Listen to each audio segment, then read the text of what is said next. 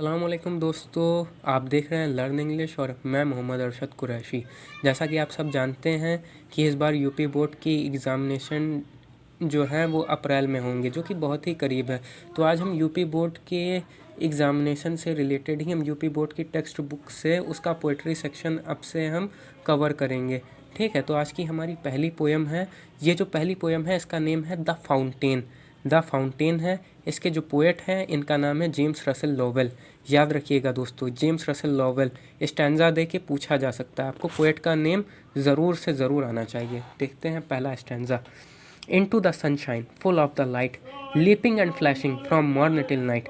Into the sunshine, full of the light, leaping and flashing from morn till night. क्या है into the sunshine? Sunshine में full of light है।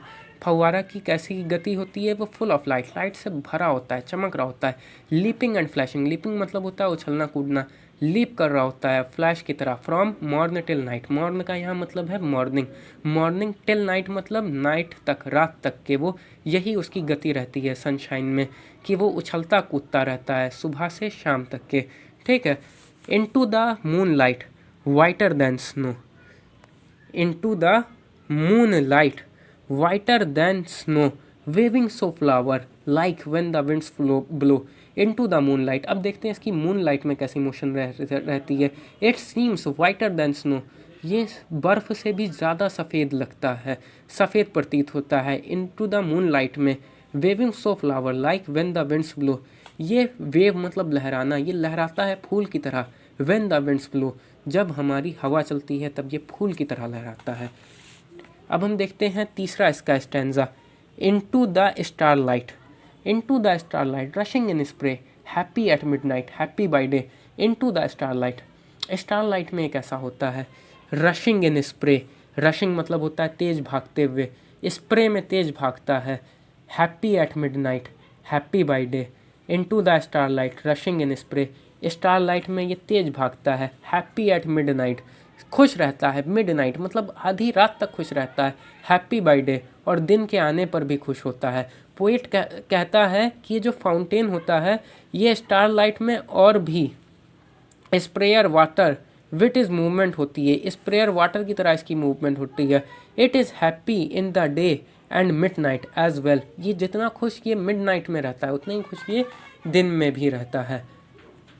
इन तीनों stanzas में हमने जो देखा, हमने ये देखा, सबसे पहले देखा इनटू द सनशाइन, सनशाइन में भी वो खुश रहता है, मून लाइट में भी वो खुश रहता है, और स्टार लाइट में भी उसकी खुशी में कोई फ़र्क नहीं पड़ता। तीनों चीज़ों में एवर चेंज मौसम होते रहते हैं, और हमेशा फाउंटेन क्या करता है, अपनी मोशन में निखरता रहता है।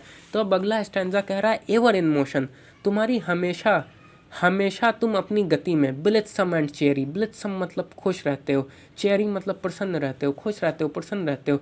Still climbing heavenward never a weary, ever in motion, तुम्हारा हमेशा अपनी गति में। ब्लित्सम एंड चेरी, तुम हमेशा अपने मोशन में कैसे रहते हो, खुश रहते हो, चेरी और चेरी रहते हो।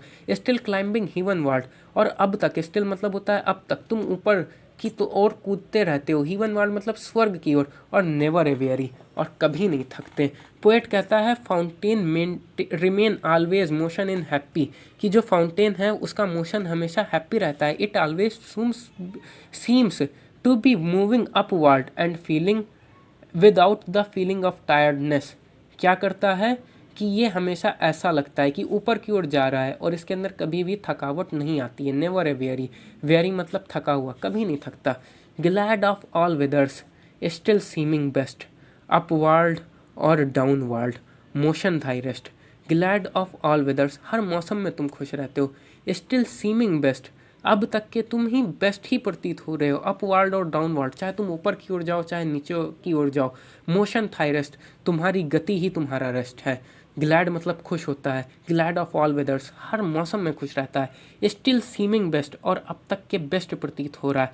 अपवर्ल्ड और डाउनवर्ल्ड, अपवर्ल्ड यानी ऊपर की ओर, डाउनवर्ल्ड यानी नीचे की ओर। तुम्हारा मोशन ही तुम्हारा रेस्ट है। अब अगला स्टैंजा देख लेते हैं, छठा स्टैंजा।